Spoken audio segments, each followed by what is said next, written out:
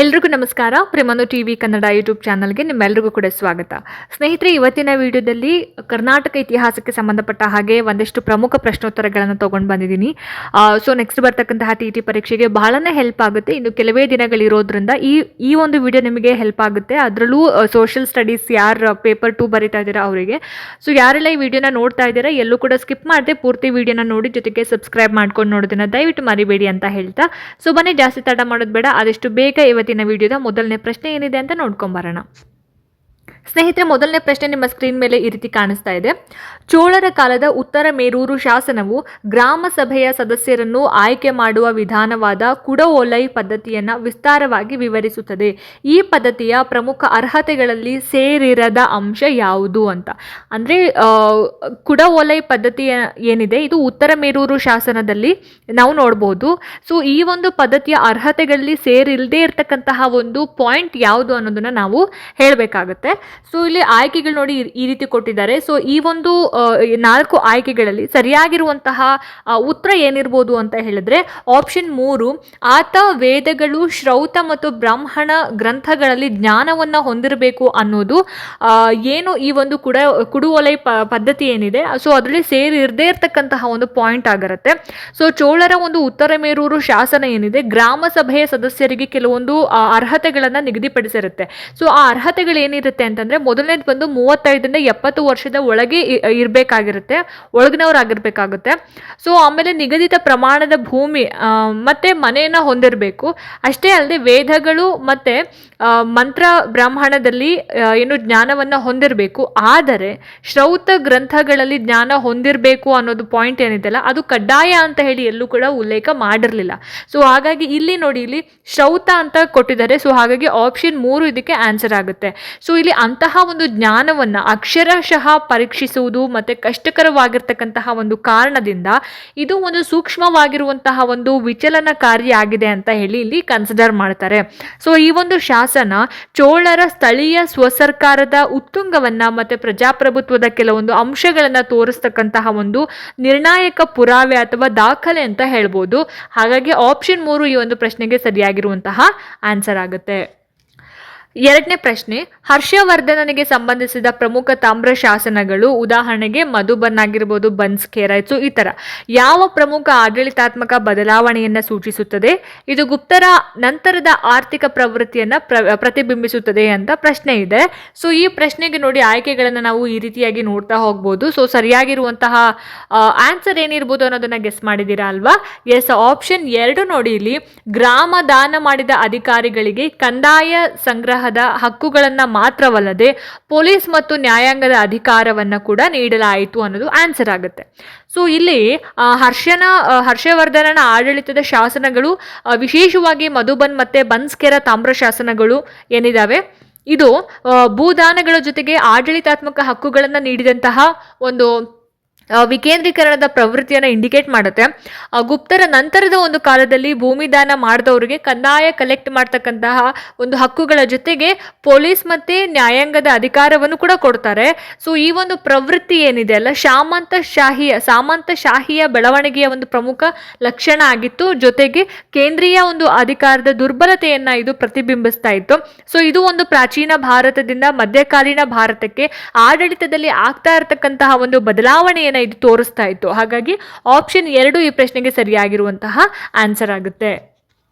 ಮೂರನೇ ಒಂದು ಪ್ರಶ್ನೆ, ಬಾದಾಮಿ ಚಾಲುಕ್ಯರ ಮಹತ್ವದ ಶಾಸನವಾದ ಮಂಗಳೇಶನ ಮಹಾಕೂಟ ಸ್ತಂಭ ಶಾಸನದಲ್ಲಿ ಮಂಗಳೇಶನು ಬೌದ್ಧ ಮತ್ತು ಹಿಂದೂ ದೇವಾಲಯಗಳೆರಡಕ್ಕೂ ದಾನ ನೀಡಿರುವ ಬಗ್ಗೆ ಮತ್ತು ಬೌದ್ಧ ಧರ್ಮವನ್ನ ಮಹಾಸಾಂಘಿಕ ಪಂಥಕ್ಕೆ ಒಳಪಡಿಸಿದ್ದರ ಬಗ್ಗೆ ಯಾವ ಮಾಹಿತಿಯನ್ನ ದೃಢೀಕರಿಸುತ್ತದೆ ಅಂತ ಪ್ರಶ್ನೆ ಕೇಳಿದ್ದಾರೆ. ಸೊ ಈ ಪ್ರಶ್ನೆಗೆ ಆಪ್ಷನ್ಸ್ ನೋಡಿ ಈ ರೀತಿ ಕೊಟ್ಟಿದ್ದಾರೆ. ಆಯ್ಕೆ 1, 2, 3, 4. ಸೊ ಈ 4 ಆಯ್ಕೆಗಳಲ್ಲಿ ಏನಿರ್ಬೋದು ಹಾಗಾದ್ರೆ ಸರಿಯಾದ ಉತ್ತರ ಅಂತ ಹೇಳಿದ್ರೆ ಆಪ್ಷನ್ 3 ನೋಡಿ, ಇಲ್ಲಿ ಚಾಲುಕ್ಯರ ಆಳ್ವಿಕೆಯಲ್ಲಿ ಬೌದ್ಧ ಧರ್ಮದ ಮಹಾಸಾಂಘಿಕ ಶಾಖೆಯು ಕಲ್ಯಾಣಿ ಎಂಬಲ್ಲಿ ಸಕ್ರಿಯವಾಗಿತ್ತು ಅನ್ನೋದು ಆನ್ಸರ್ ಆಗುತ್ತೆ. ಸೊ ಇಲ್ಲೇನಾಗುತ್ತೆ ಅಂದರೆ ಮಂಗಳೇಶನ ಮಹಾಕೂಟ ಸ್ತಂಭ ಶಾಸನ ಏನಿದೆ, ಬಾದಾಮಿ ಚಾಲುಕ್ಯರ ಅಡಿಯಲ್ಲಿ ಬೌದ್ಧ ಧರ್ಮದ ಒಂದು ಮಹಾಸಾಂಘಿಕ ಶಾಖೆ ಏನಿತ್ತು ಕಲ್ಯಾಣಿ ಅನ್ನೋ ಒಂದು ಜಾಗದಲ್ಲಿ ಸಕ್ರಿಯವಾಗಿರುತ್ತೆ. ಸೊ ಶಾಸನ ಈ ಒಂದು ಶಾಖೆಗೆ ದತ್ತಿ ನೀಡಿದ ಬಗ್ಗೆ ಕೂಡ ಉಲ್ಲೇಖ ಮಾಡುತ್ತೆ. ಜೊತೆಗೆ ಬಾದಾಮಿ ಚಾಲುಕ್ಯರ ಅಡಿಯಲ್ಲಿ ಹಿಂದೂ ಧರ್ಮದ ಜೊತೆಗೆ ಬೌದ್ಧ ಧರ್ಮದ ಮಹತ್ವದ ಅಸ್ತಿತ್ವವನ್ನು ಕೂಡ ಇದು ತೋರಿಸುತ್ತೆ. ಇನ್ನು ಕಲ್ಯಾಣಿ ಏನಿದೆಲ್ಲ ಮಹಾಸಾಂಘಿಕರ ಒಂದು ಪ್ರಮುಖ ಕೇಂದ್ರಗಳಲ್ಲಿ ಒಂದಾಗಿರುತ್ತೆ. ಇನ್ನು ಬಾದಾಮಿ ಚಾಲುಕ್ಯರ ಆಡಳಿತ, ಧಾರ್ಮಿಕ ಸಹಿಷ್ಣುತೆ ಮತ್ತು ಬೇರೆ ಬೇರೆ ಧರ್ಮಗಳ ಪೋಷಣೆಗೆ ಇದು ಬಹಳನೇ ಹೆಸರುವಾಸಿಯಾಗಿರುತ್ತೆ. ಮತ್ತು ಇದು ಶಾಸನಗಳಲ್ಲಿ ಸ್ಪಷ್ಟವಾಗಿ ಗೋಚರಿಸುತ್ತೆ. ಸೊ ಇದೆಲ್ಲ ವಿಷಯಗಳನ್ನು ಒಂದು ಶಾಸನದಲ್ಲಿ ಮೆನ್ಷನ್ ಮಾಡಿದ್ದಾರೆ. ಸೊ ಹಾಗಾಗಿ ಆಪ್ಷನ್ 3 ಈ ಪ್ರಶ್ನೆಗೆ ಸರಿಯಾಗಿರುವಂತಹ ಆನ್ಸರ್ ಆಗುತ್ತೆ. 4ನೇ ಒಂದು ಪ್ರಶ್ನೆ, ಅಶೋಕನ ಯಾವ ಪ್ರಮುಖ ಶಿಲಾಶಾಸನವು ಧರ್ಮ ಮಹಾಮಾತ್ರರ ನೇಮಕಾತಿಯನ್ನು ವಿವರಿಸುತ್ತದೆ?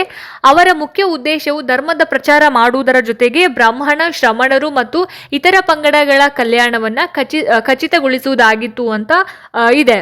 ಸೊ ಕ್ವೆಶನ್ನು, ಸೊ ಯಾವ ಶಾಸನದಲ್ಲಿ ಅಂತ ಇಲ್ಲಿ ಕೇಳಿರೋದ್ರಿಂದ ಸೊ ಆಪ್ಷನ್ಸ್ ನೋಡಿ ಈ ರೀತಿ ಕೊಟ್ಟಿದ್ದಾರೆ. ಸರಿಯಾಗಿರುವಂತಹ ಆನ್ಸರ್ ಬಂದ್ಬಿಟ್ಟು ಆಪ್ಷನ್ 1 5 ಶಿಲಾಶಾಸನ 5 ಅಥವಾ 5ನೇ ಶಿಲಾಶಾಸನ ಅನ್ನೋದು.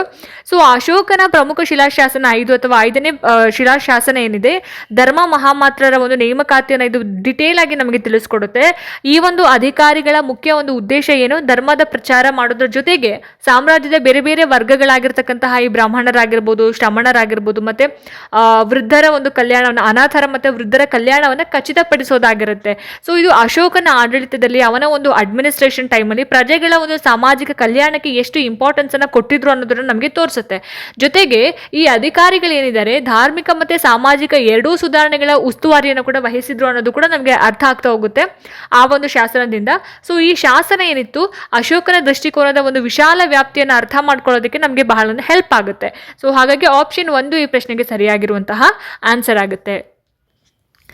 5ನೇ ಒಂದು ಪ್ರಶ್ನೆ, ಶಾಸನಗಳ ಆಧಾರದ ಮೇಲೆ ಗುಪ್ತರ ಕಾಲದಲ್ಲಿ ಸಾರ್ಥವಾಹ ಎಂಬ ಪದವು ಯಾವ ವ್ಯಾಪಾರಿ ಸಮುದಾಯವನ್ನು ಉಲ್ಲೇಖಿಸುತ್ತದೆ ಅಂತ ಪ್ರಶ್ನೆ ಕೇಳಿದ್ದಾರೆ.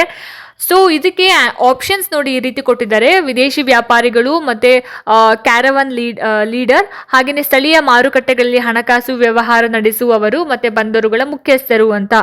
ಸೊ ಇದಕ್ಕೆ ಈ ಒಂದು ಪ್ರಶ್ನೆಗೆ ಸರಿಯಾಗಿರುವಂತಹ ಆನ್ಸರ್ ಬಂದ್ಬಿಟ್ಟು ಆಪ್ಷನ್ 2 ಒಂದು ಸ್ಥಳದಿಂದ ಮತ್ತೊಂದು ಸ್ಥಳಕ್ಕೆ ಸರಕುಗಳನ್ನು ಸಾಗಿಸುವ ವ್ಯಾಪಾರಿಗಳ ಮುಖ್ಯಸ್ಥ ಅಂತ. ಸೊ ಇಲ್ಲಿ ಸಾರ್ಥವಾಹ ಅಂತ ಹೇಳಿದ್ರೆ, ಸಾರ್ಥವಾಹನ ಅಂತಕ್ಕಂತಹ ಒಂದು ವರ್ಡ್ ಏನಿದೆ ಗುಪ್ತರ ಕಾಲದ ಶಾಸನಗಳಲ್ಲಿ ಈ ವರ್ಡ್ ಕಂಡುಬರೋ ಅಂಥದ್ದು.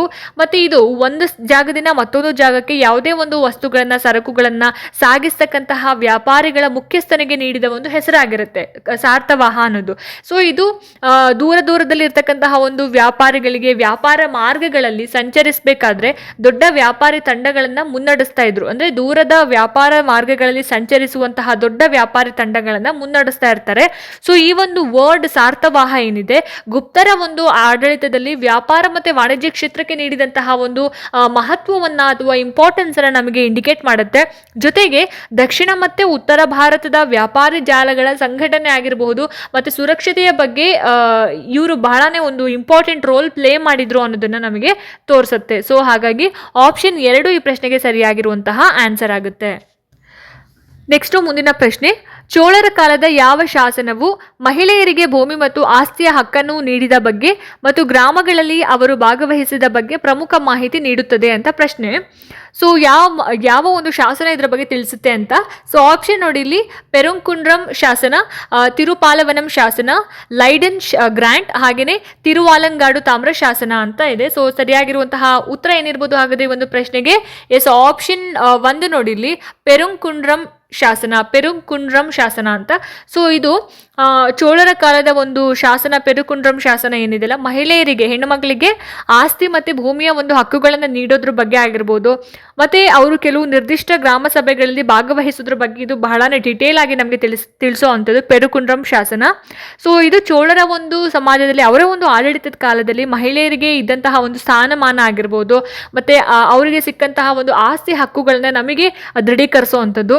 ಅವಾಗಿನ ಒಂದು ಸೊಸೈಟಿಯಲ್ಲಿ ಸಮಾಜದ ಬಗ್ಗೆ ಒಂದು ಪ್ರಗತಿಪರ ಚಿತ್ರಣ ಶಿಕ್ಷಣವನ್ನು ನಮಗೆ ನೀಡ್ತಾ ಹೋಗುತ್ತೆ.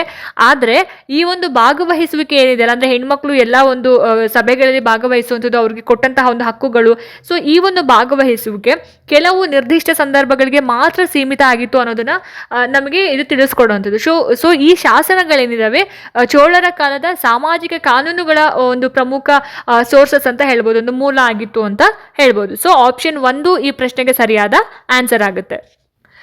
ಮುಂದಿನ ಪ್ರಶ್ನೆ, ಪಶ್ಚಿಮ ಗಂಗರ ದೊರೆಗಳಾದ ರಕ್ಕಸಗಂಗಾ ಮತ್ತು 2ನೇ ಮಾರಸಿಂಹರ ವಿಜಯಗಳನ್ನ ಮತ್ತು ಜೈನ ಧರ್ಮದ ಪ್ರೋತ್ಸಾಹವನ್ನ ವಿವರಿಸುವ ಪ್ರಮುಖ ಶಾಸನ ಯಾವುದು ಅಂತ ಕೇಳಿದ್ದಾರೆ. ಆಯ್ತಾ. ಸೊ ಯಾವ ಶಾಸನದಲ್ಲಿ ರಕ್ಕಸಗಂಗಾ ಮತ್ತೆ 2ನೇ ಮಾರಸಿಂಹನ ಒಂದು ಆಡಳಿತ ಮತ್ತೆ ಅವರ ಒಂದು ದಿಗ್ವಿಜಯಗಳನ್ನ, ಜೈನ ಧರ್ಮಕ್ಕೆ ಪ್ರೋತ್ಸಾಹ ನೀಡಿದ್ರ ಬಗ್ಗೆ ಯಾವ ಶಾಸನ ನಮಗೆ ತಿಳಿಸ್ಕೊಡುತ್ತೆ ಅಂತ. ಸೊ ಆಪ್ಷನ್ಸ್ ಈ ರೀತಿ ಕೊಟ್ಟಿದ್ದಾರೆ: ಶ್ರವಣಬೆಳಗೊಳ ಶಾಸನ, ತಾಳಗುಂದ ಸ್ತಂಭ ಶಾಸನ, ತಿರುಚನಾಪಳ್ಳಿ ಶಾಸನ ಆಕ್ಚುಲಿ ಅದು, ಮತ್ತೆ ಬನವಾಸಿ ತಾಮ್ರ ಶಾಸನ ಅಂತ.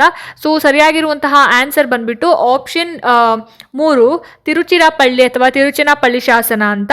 ಸೊ ಪಶ್ಚಿಮ ಗಂಗರ ದೊರೆ ಏನಿದ್ದಾರೆ ರಕ್ಕಸಗಂಗಾ ಮತ್ತೆ 2ನೇ ಮಾರಸಿಂಹ ಅವರ ಒಂದು ದಿಗ್ವಿಜಯಗಳನ್ನ ಮತ್ತೆ ಜೈನ ಧರ್ಮಕ್ಕೆ ನೀಡಿದಂತಹ ಪ್ರೋತ್ಸಾಹವನ್ನ ಶ್ರವಣಬೆಳಗೊಳ ಶಾಸನಗಳು, ವಿಶೇಷವಾಗಿ ಚಾವುಂಡರಾಯನ ಶಾಸನ ಎಕ್ಸ್ಪ್ಲೇನ್ ಮಾಡುತ್ತೆ.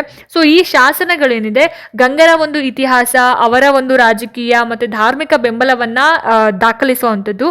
ಸೊ ಮಾರಸಿಂಹ ಏನಿದ್ದಾನೆ ಜೈನ ಧರ್ಮದ ಮಹಾಭಕ್ತನಾಗಿರ್ತಾನೆ, ಮತ್ತೆ ಅವನು ಕೊನೆಯಲ್ಲಿ ಸನ್ಯಾಸಿಯಾಗಿ ಸಮಾಧಿ ಮರಣವನ್ನ ಸ್ವೀಕರಿಸಿದ ಬಗ್ಗೆನೂ ಕೂಡ ಶಾಸನ ತಿಳಿಸುತ್ತೆ. ಸೊ ಈ ಶಾಸನಗಳು ಗಂಗರ ಕರ್ನಾಟಕದ ಇತಿಹಾಸಕ್ಕೆ ಒಂದು ಪ್ರಮುಖ ಕೊಡುಗೆಗಳು ಅಂತ ಹೇಳ್ಬೋದು. ಸೊ ಹಾಗಾಗಿ ಆಪ್ಷನ್ 3 ಈ ಒಂದು ಪ್ರಶ್ನೆಗೆ ಸರಿಯಾಗಿರುವಂತಹ ಆನ್ಸರ್ ಆಗುತ್ತೆ. ಮುಂದಿನ ಪ್ರಶ್ನೆ, ಉತ್ತರ ಭಾರತದಲ್ಲಿ ಪಾಲ ರಾಜವಂಶದ ದೊರೆಗಳಲ್ಲಿ ಅತ್ಯಂತ ಶಕ್ತಿಶಾಲಿಯಾದ ದೇವಪಾಲನ ಸಾಮ್ರಾಜ್ಯದ ವಿಸ್ತರಣೆಯನ್ನ ಮತ್ತು ಬೌದ್ಧ ಧರ್ಮದ ಪೋಷಣೆಯನ್ನ ವಿವರಿಸುವ ಪ್ರಮುಖ ಶಾಸನ ಯಾವುದು ಅನ್ನೋದು ಪ್ರಶ್ನೆ. ಸೊ ಇಲ್ಲಿ ನೋಡಿ, ಇಲ್ಲಿ ಆಪ್ಷನ್ಸ್ ಈ ರೀತಿ ಇದೆ: ಖಲೀಂಪುರ ಶಾಸನ, ಬಾಗಲ್ಪುರ ಶಾಸನ, ಮುಂಗೇರ್ ತಾಮ್ರ ಶಾಸನ, ನಳಂದ ಶಾಸನ ಅಂತ. ಸೊ ಈ ಪ್ರಶ್ನೆಗೆ ಆನ್ಸರ್ ಬಂದ್ಬಿಟ್ಟು ಆಪ್ಷನ್ 4 ನಳಂದ ಶಾಸನ is the right answer. So ದೇವಪಾಲನ ಮುಂಗೇರ್ ಮತ್ತು ಬಾಗಲ್ಪುರ ತಾಮ್ರ ಶಾಸನಗಳೇನಿದ್ದಾವೆ ಅವನ ಒಂದು ಸಾಮ್ರಾಜ್ಯದ ವಿಸ್ತರಣೆಯನ್ನ ಎಕ್ಸ್ಪ್ಲೇನ್ ಮಾಡಿದ್ರೆ, ನಳಂದ ಶಾಸನ ದೇವಪಾಲನು ಶೈಲೇಂದ್ರ ರಾಜವಂಶದ ದೊರೆಯಾದಂತಹ ಬಾಲಪುತ್ರ ದೇವನಿಗೆ ನಳಂದಾದಲ್ಲಿ ಬೌದ್ಧ ಮಠವನ್ನು ನಿರ್ಮಾಣ ಮಾಡೋದಕ್ಕೋಸ್ಕರ 5 ಗ್ರಾಮಗಳನ್ನು ದಾನ ಮಾಡಿರ್ತಾನೆ. ಆ ದಾನದ ಬಗ್ಗೆನೂ ಕೂಡ ನಮಗೆ ತಿಳಿಸ್ಕೊಡುತ್ತೆ ನಳಂದ ಶಾಸನ. ಸೊ ಈ ಒಂದು ಶಾಸನ ಏನಿದೆ ದೇವಪಾಲನ ಒಂದು ಅಂತಾರಾಷ್ಟ್ರೀಯ ಸಂಪರ್ಕಗಳಾಗಿರ್ಬೋದು, ಹಾಗೆಯೇ ಬೌದ್ಧ ಧರ್ಮದ ಒಂದು ಪೋಷಣೆಯ ಬಗ್ಗೆ ನಮಗೆ ಇನ್ಫಾರ್ಮೇಶನ್ ಕೊಡುವಂಥದ್ದು. ಸೊ ಈ ಮುಖಾಂತರ ಪಾಲರು ಬೌದ್ಧ ಧರ್ಮದ ಒಂದು ಇಂಪಾರ್ಟೆನ್ಸ್ ಅನ್ನ ಮಹತ್ವದ ಕೇಂದ್ರವಾದ ನಳಂದಕ್ಕೆ ನೀಡಿರ್ತಕ್ಕಂತಹ ಒಂದು ಬೆಂಬಲವನ್ನು ನಮಗೆ ತಿಳಿಸ್ಕೊಡುತ್ತೆ. ಸೊ ಆಪ್ಷನ್ 4 ನಳಂದ ಶಾಸನ ಅನ್ನೋದು ಸರಿಯಾಗಿರುವಂತಹ ಆನ್ಸರ್ ಆಗುತ್ತೆ. ಮುಂದಿನ ಪ್ರಶ್ನೆ, ಶುಂಗ ರಾಜವಂಶದ ಆಳ್ವಿಕೆಯ ಬಗ್ಗೆ ಇರುವ ಒಂದು ಪ್ರಮುಖ ಶಾಸನವೆಂದರೆ ಮಥುರಾದ ಬಳಿಯ ಅಯೋಧ್ಯೆಯಿಂದ ದೊರೆತ ಶಾಸನ. ಸೊ ಈ ಒಂದು ಶಾಸನ ಯಾವ ಶುಂಗ ದೊರೆಯನ್ನ ಉಲ್ಲೇಖಿಸುತ್ತದೆ ಮತ್ತೆ ಅಶ್ವಮೇಧ ಯಾಗವನ್ನು ನಡೆಸಿದ ಬಗ್ಗೆ ತಿಳಿಸುತ್ತೆ ಅಂತ ಪ್ರಶ್ನೆ ಇದೆ. ಸೊ ಇಲ್ಲಿ ಯಾವ ದೊರೆ ಮತ್ತೆ ಅಶ್ವಮೇಧ ಯಾಗ ಮಾಡಿದ್ರ ಬಗ್ಗೆ ತಿಳಿಸಿರುವಂಥದ್ದು.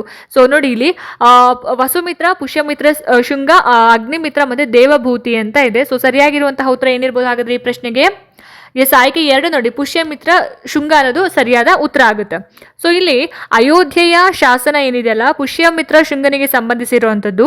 ಸೊ ಶುಂಗ ಸಾಮ್ರಾಜ್ಯದ ಸ್ಥಾಪಕನಾಗಿರ್ತಕ್ಕಂತಹ ಪುಷ್ಯಮಿತ್ರ ಏನಿದ್ದಾನೆ 2 ಸಲ ಅವನೇನ್ ಮಾಡ್ತಾನೆ, ಅಶ್ವಮೇಧ ಯಾಗವನ್ನ ಮಾಡಿರ್ತಾನೆ. ಸೊ ಇದ್ರ ಬಗ್ಗೆನೂ ಕೂಡ ಈ ಒಂದು ಶಾಸನ ನಮಗೆ ತಿಳಿಸ್ಕೊಡುವಂಥದ್ದು. ಈ ಒಂದು ಶಾಸನ ಶುಂಗರ ಬ್ರಾಹ್ಮಣ ಧರ್ಮದ ಪುನರುತ್ಥಾನಕ್ಕೆ ನೀಡಿರ್ತಕ್ಕಂತಹ ಒಂದು ಇಂಪಾರ್ಟೆನ್ಸ್ ಅನ್ನ ತೋರಿಸುತ್ತೆ.